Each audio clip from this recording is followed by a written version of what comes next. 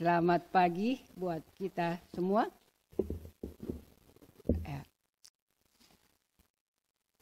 Hari ini kita memperingati Jumat Agung, Jumat yang penuh dengan keagungan.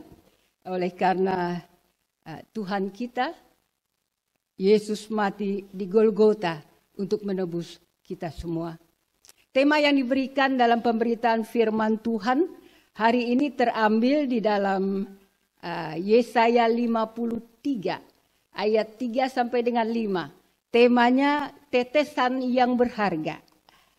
Ya, nanti saya akan membaca atau menguraikannya dari Yesaya 52 ayat yang ke-13 sampai pasal 53 ayat yang ke-12 uraiannya. Saya hanya membacakan dari kitab Yesaya pasal 53 ayat 3 sampai dengan ayat yang ke-5. Mari kita baca, saya akan baca. Yesaya 53 ayat 3 sampai dengan ayat yang ke-5.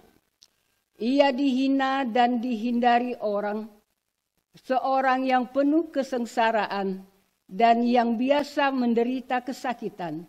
Ia sangat dihina, sehingga orang menutup mukanya terhadap dia.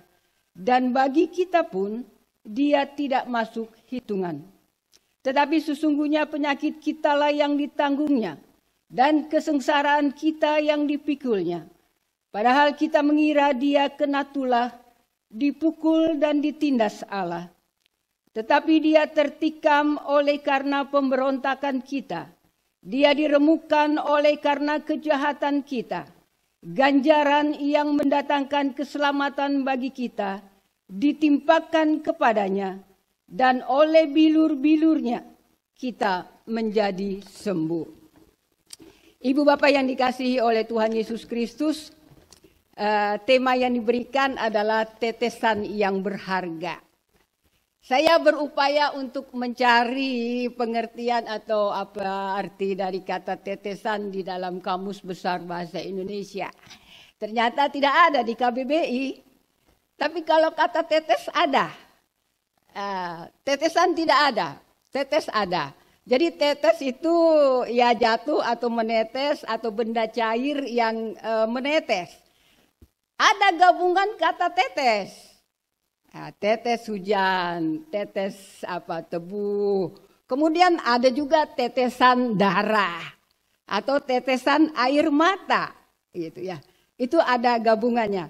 Nah, sesuai dengan tema dan teks yang diberikan pada hari ini, apa yang menetes? Apa yang menetes? Tentunya yang dimaksud adalah darah. Bukan yang menetes air mata, bukan juga yang menetes air hujan. Tetapi yang dimaksud adalah darah. Alkitab menyebutkan bahwa dosa itu identik dengan hutang. Dan konsekuensi dosa itu adalah mati atau kebinasaan yang kekal. Dalam Roma 6 ayatnya yang ke-23. Maka harus ada darah yang tertumpah atau harus ada darah atau nyawa yang tercurah agar penghapusan dosa atau penebusan dosa itu terjadi. Dosa identik dengan hutang, dan hutang atau dosa itu bisa dibayar lunas, bisa ditebus, bisa dibebaskan, bisa disucikan hanya oleh darah yang tercurah. Pertanyaan selanjutnya, darahnya siapa yang harus dicurahkan? Dalam Yesaya pasal 52 ayat 13 sampai dengan ayatnya pasal 53 ayatnya yang ke-12. Darah yang harus dicurahkan, darah dari seorang hamba Tuhan yang disuarakan oleh Nabi Yesaya. Darah dari seorang hamba Tuhan yang disuarakan atau yang dinubuatkan oleh Nabi Yesaya. Nabi Yesaya berbicara tentang seorang hamba Tuhan yang hidupnya sangat mengerikan, oleh karena penderitaan yang dialaminya. Tetapi dalam ayat 50, pasal 53 ayatnya yang pasal 52 ayatnya yang ke-13 dikatakan sesungguhnya hambaku akan berhasil. Temanya hamba Tuhan yang menderita. Perikop ini ya dalam Yesaya 52 ayat yang ke-13 dan seterusnya. Temanya atau perikopnya adalah hamba Tuhan yang menderita. Tetapi Nabi Yesaya memulainya dalam ayat yang ke-13 dikatakan sesungguhnya hambaku itu akan berhasil.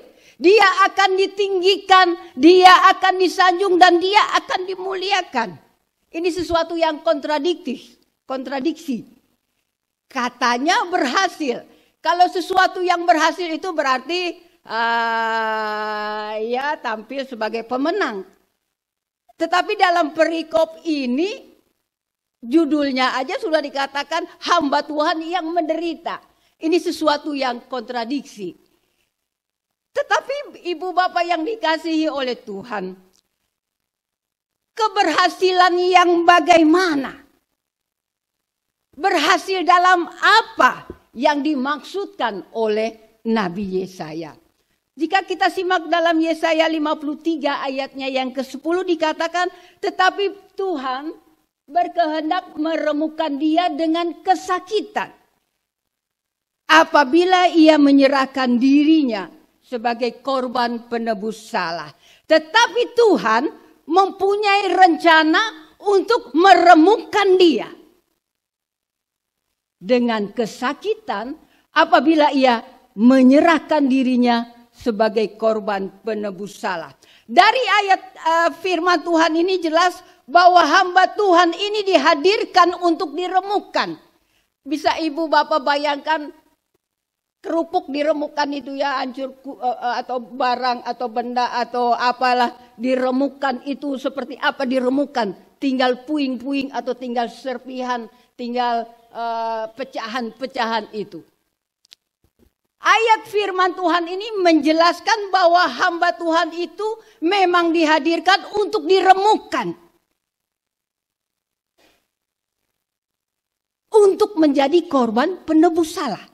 Segala kesalahan manusia yang memberontak kepada Allah, segala dosa manusia yang melukai Allah, segala kesalahan manusia yang memberontak, yang membuat kesalahan kepada Allah, ditimpakannya kepada hamba Tuhan ini. Ia menanggung segala kejahatan manusia yang memberontak kepada Allah. Dan hamba Tuhan ini dikatakan berhasil.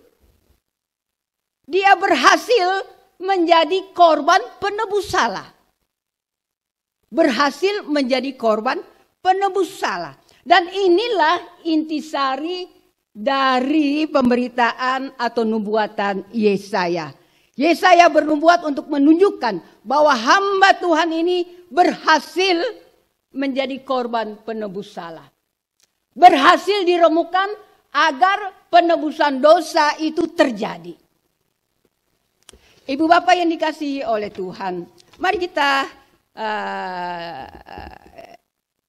saya mengajak untuk kita menelusuri kisah kesengsaraan atau bagaimana diremukkannya hamba Tuhan itu. Pindah. Iya. Maksud dari kata diremukkan. Mari kita lihat dalam kitab Yesaya 52 mulai dengan ayat yang ke-14. Seperti banyak orang akan tertegun melihat dia. Begitu buruk rupanya, bukan seperti manusia lagi. Dan tampaknya bukan seperti anak manusia lagi.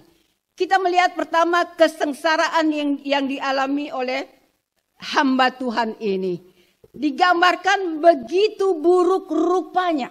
Bukan seperti manusia lagi tampaknya. Mengapa bisa demikian?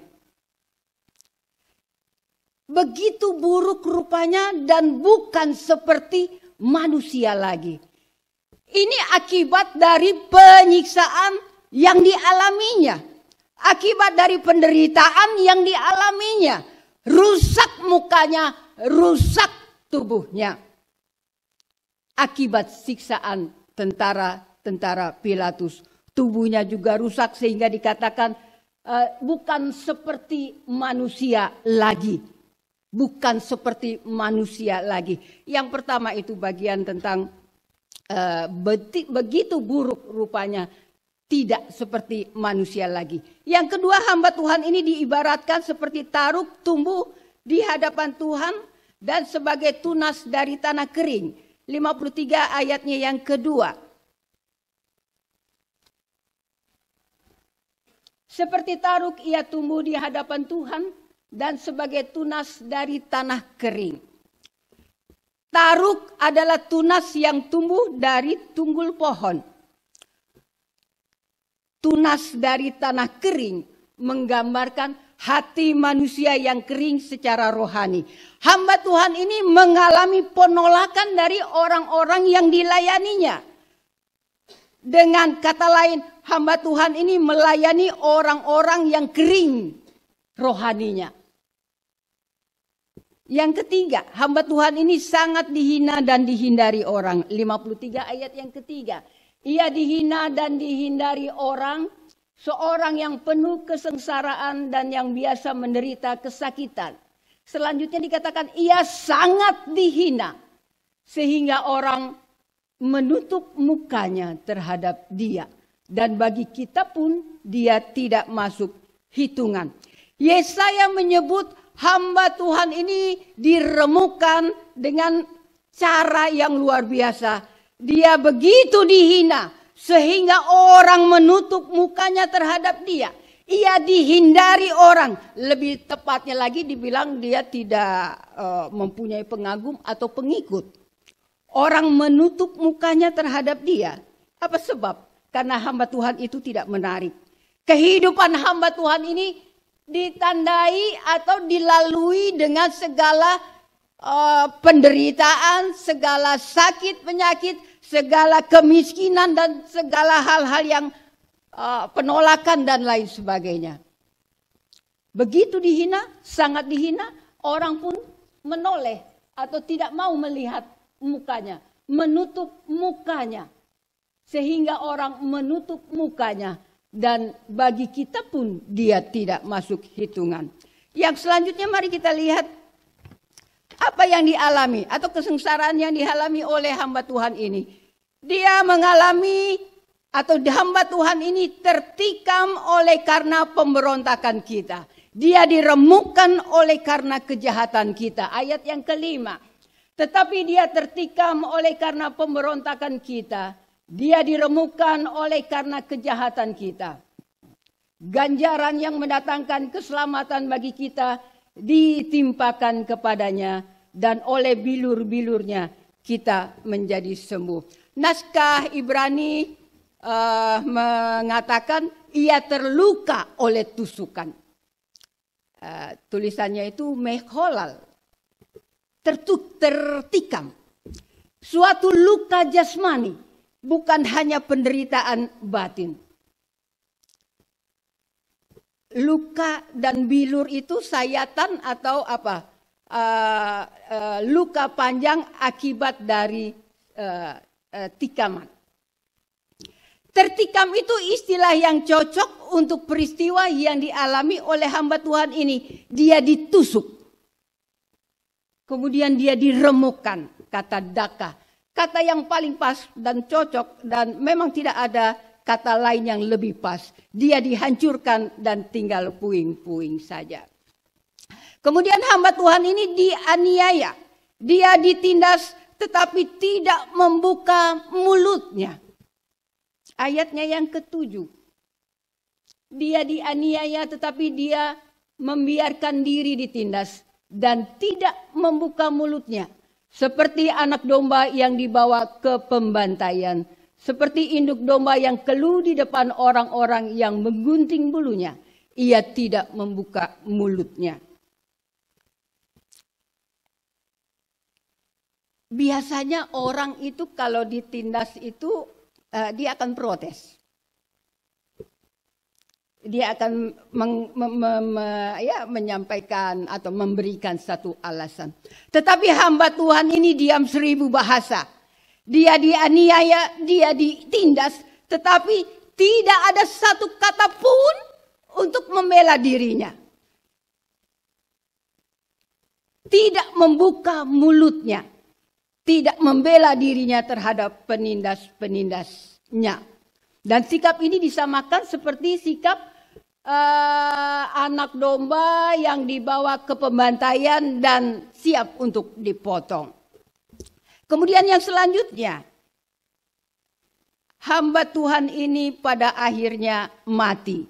Ayat yang ke-8 dari Yesaya 53. Sesudah penahanan dan penghukuman ia terambil, dan tentang nasibnya siapakah yang memikirkannya? Sungguh ia terputus dari negeri orang-orang hidup, dan karena pemberontakan umatku ia kena tulah. Kata sesudah penahanan dan penghukuman, lebih tepatnya itu akibat dari kekerasan dan tindakan hukum yang tidak adil, maka hukuman mati itu dilaksanakan dan akhirnya dikatakan bahwa hamba Tuhan itu akhirnya adalah mati. Kata sungguh terputus dari negeri orang-orang hidup. Artinya dia mati.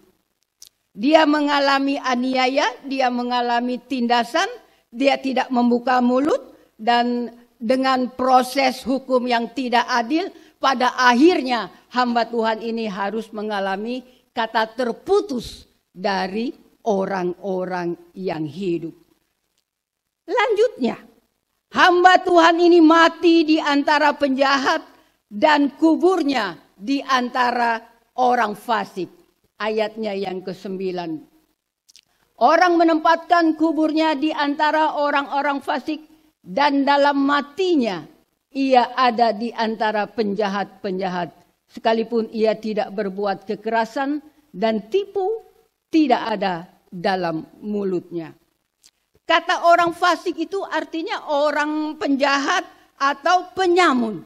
Dalam matinya hamba Tuhan ini disamakan dengan mereka orang-orang fasik, mereka yang berbuat kejahatan, para perampok, pembunuh dan lain sebagainya. Padahal dikatakan dia sama sekali tidak berbuat kejahatan. Dan yang terakhir dikatakan di situ di antara matinya pun di antara penjahat dan kuburnya di antara orang fasik. Sungguh sangat hina dan sungguh bahwa dia disebutkan di antara orang-orang fasik. Dan yang terakhir, hamba Tuhan itu menanggung dosa banyak orang. Yesaya 53 ayat yang ke-12 bagian yang terakhir. Dikatakan sekalipun ia menanggung dosa banyak orang. Ibu bapak yang dikasihi oleh Tuhan, itulah gambaran akan kesengsaraan seorang hamba Tuhan yang disampaikan oleh Nabi Yesaya. Yesaya bernubuat 800 tahun atau 8 abad sebelum Yesus lahir. Bayangkan, bukan 8 tahun, bukan 80 tahun, tetapi 800 tahun sebelum Yesus lahir. Dan dia sudah menubuatkan, dia sudah berbicara tentang seorang hamba Tuhan yang akan mengalami penderitaan dan kesengsaraan itu. Dari ulasan firman Tuhan ini, siapakah sesungguhnya hamba Tuhan yang dimaksudkan oleh Nabi Yesaya? Siapa sesungguhnya hamba Tuhan yang dimaksudkan oleh Nabi Yesaya? Setelah kita membaca kitab Injil, maka kita paham bahwa Yesaya berbicara tentang Yesus. Semua yang digambarkan oleh Yesaya terjadi dalam kehidupan Yesus. Penyiksaan yang Yesus alami membuatnya bersimbah darah. Penyiksaan yang Yesus alami, wajahnya tak berbentuk lagi. Cambukan yang dialami oleh Yesus membuat tubuhnya penuh dengan luka-luka. Mahkota duri yang dipasangkan di kepalanya membuat kulit kepalanya juga robek dan rusak. Penyiksaan itu dialami oleh Yesus. Sama dengan nubuatan yang disampaikan oleh Yesaya. Mukanya nggak berbentuk lagi. Wajahnya tidak lagi seperti wajah manusia. Oleh karena penderitaan yang begitu besar. Oleh karena luka yang begitu amat sangat dialami oleh nabi atau oleh hamba Tuhan ini. Penyiksaan yang Yesus alami membuat dia tidak berbentuk lagi. Dikatakan kemudian Yesus mengalami atau Yesus melayani mereka yang kering secara rohani. Dia ditolak oleh para pemimpin agama. Dia ditolak oleh pemimpin imam-imam Taurat. Dia ditolak oleh ahli-ahli Taurat, oleh orang-orang Farisi. Bahkan di kampungnya sendiri pun dia ditolak. Yesus bersahabat dengan orang-orang yang kering rohaninya. Yesus bersahabat dengan orang-orang yang dianggap pendosa pada waktu itu. Yaitu para penjina, pemungut cukai. Yesus bersahabat. Yesus menyampaikan kabar sukacita kepada mereka. Tetapi di hadapan ahli Taurat, di hadapan para imam, Yesus ditolaknya. Dan ini sesuai dengan nubuatan Yesaya. Kemudian selanjutnya dikatakan saat di hadapan Herodes, Yesus diam 1000 bahasa. Bukan hanya di hadapan Herodes. Waktu pertama kali Yesus dihadapkan kepada para mahkamah agama, pada para imam-imam, mereka berupaya untuk mencari orang-orang untuk memberikan kesaksian palsu. Jadi dicarilah orang untuk memberikan kesaksian palsu untuk memberikan dakwaan atau tuduhan kepada Yesus. Yang terjadi apa? Ketika orang mulai berbicara sesuatu yang tidak benar kepadanya, tidak ada Yesus membela diri. Tidak ada Yesus memprotes. Salah yang kalian buat, salah. Tidak. Apa yang dikatakan di dalam Matius 26 ayat yang ke-63. Yesus diam 1000 bahasa. Tidak membela diri. Kemudian ketika dia dihadapkan kepada Pontius Pilatus. Pontius Pilatus pun mencecar dia dengan pertanyaan-pertanyaan yang menyudutkan dia. Adakah Yesus menjawab atau memberikan pembelaan diri? Nah, Yesus pun diam 1000 bahasa. Dalam Matius 27 ayat yang ke-14. Juga di hadapan Herodes. Herodes panggil dia. Herodes pun memberikan pertanyaan kepada Yesus. Adakah Yesus membela diri? Tidak. Ibu bapak, bukan kadang. Kecenderungan kita manusia adalah ketika kita disudutkan. Ketika kita dianggap dijadikan pendakwa. Kita akan membela diri. Itu kecenderungan. Kecenderungan kita. Berupaya supaya jangan saya disalahkan. Saya harus benar. Saya tidak pernah berbuat salah. Maka saya akan membela diri. Bagaimanapun saya akan membela diri. Tapi ibu bapak yang dikasihi Tuhan. Bertolak belakang dengan apa yang Yesus buat. Tidak ada satu kata pun keluar dari dirinya untuk membela diri. Padahal apa yang didakwakan, apa yang dikatakan oleh mereka itu semua adalah salah. Tidak ada satu kata pun Yesus membela diri. Diam keluh. Kalau Yesaya bilang seperti anak domba yang siap dibawa ke pembantaian untuk dipotong. Kemudian Yesus ditikam dengan tombak dan mati. Dan Yesus mati di tengah-tengah para penjahat. Ini simbol penghinaan ini. Simbol penolakan. Salib itu hukuman yang paling memalukan. Paling memalukan. Yesus harus disalib. Dan memalukan lagi, dia sepertinya menjadi ketua atau pemimpin di tengah-tengah para penjahat. Melambangkan kehinaan, melambangkan penolakan yang dialami oleh Yesus. Ibu bapak yang dikasihi oleh Tuhan Yesus Kristus. Kematian Yesus berbeda dengan kematian siapapun yang ada di dalam dunia ini. Penderitaan yang dialaminya luar biasa dan sangat dahsyat. Hamba Tuhan yang dinubuatkan oleh Yesaya kehadirannya itu ada dalam rangka bingkai rancangan Allah. Tuhan menghadirkannya ke dunia ada dalam rancangan Tuhan sebagai korban penebus salah.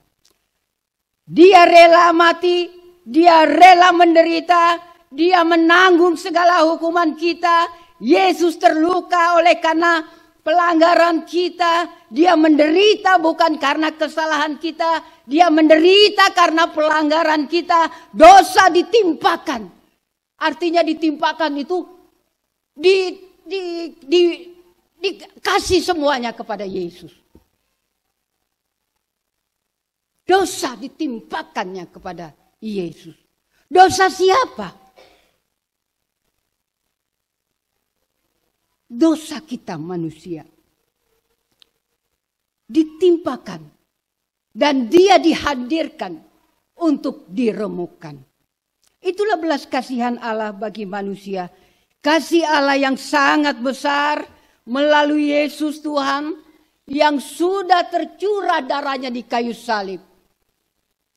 Tercurah darahnya. Tetesan darah yang berharga, itulah tetesan darah Kristus.